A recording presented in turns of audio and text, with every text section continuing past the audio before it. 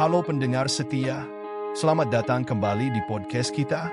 Hari ini kita akan membahas topik yang sangat relevan dan penting. Perjuangan menuju kesetaraan di Indonesia. Benar sekali. 10 tahun terakhir, isu kesetaraan terus digaungkan oleh berbagai aktivis dan LSM.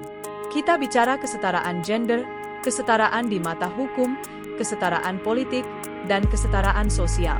Topik yang luas dan kompleks, ya? Sangat luas. Mungkin kita bisa mulai dengan kesetaraan gender. Ini sepertinya yang paling sering kita dengar.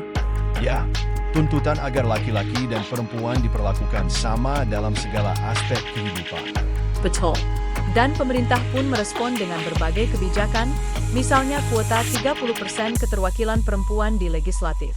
Ada juga keterwakilan perempuan di berbagai lembaga negara, seperti KPU, Komnas HAM, dan Komisi Perlindungan Perempuan dan Anak. Tapi, kebijakan itu baru sebagian kecil dari solusi. Akar masalahnya sebenarnya lebih dalam, yaitu budaya patriarki yang masih kuat di Indonesia. Setuju. Seperti yang dijelaskan oleh Pinem, patriarki menempatkan laki-laki sebagai otoritas utama.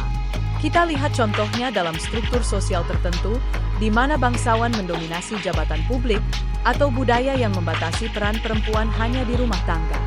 Contohnya Kangka Winking di Jawa atau Tradisi Belis di Nusa Tenggara Timur. Budaya-budaya ini menempatkan perempuan dalam posisi yang tidak setara dan membatasi akses mereka pada pendidikan dan pekerjaan. Memang miris, ya. Tapi kita juga tak bisa melupakan perjuangan para pejuang kesetaraan, seperti Rakartini. Beliau berani menantang budaya patriarki dan membuka jalan bagi emansipasi perempuan. Kartini adalah ikon yang luar biasa. Lewat tulisannya dan perjuangannya, ia menginspirasi banyak perempuan untuk berjuang mendapatkan hak-hak mereka.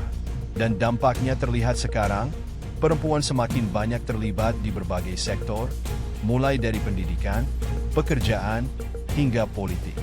Benar, kita lihat semakin banyak perempuan menjadi dokter, polisi, tentara, bahkan direktur perusahaan.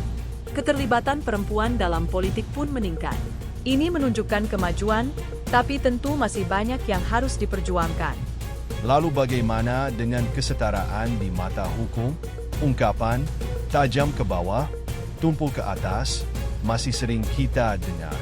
Bagaimana kita bisa memastikan hukum adil untuk semua, tanpa pandang bulu? Itu tantangan besar. Kesetaraan di mata hukum berarti semua warga negara, kaya atau miskin, pejabat atau rakyat biasa, diperlakukan sama di depan hukum. Proses hukum harus transparan dan akuntabel. Dan kesetaraan sosial?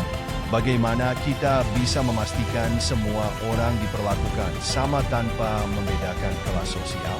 Ini juga tantangan yang kompleks. Kesetaraan sosial berarti menghilangkan ketimpangan ekonomi dan kesempatan, memberikan akses yang sama pada pendidikan, kesehatan, dan pekerjaan bagi semua lapisan masyarakat. Jadi, kesetaraan ini bukan hanya tentang perempuan dan laki-laki, tapi juga tentang keadilan sosial secara menyeluruh.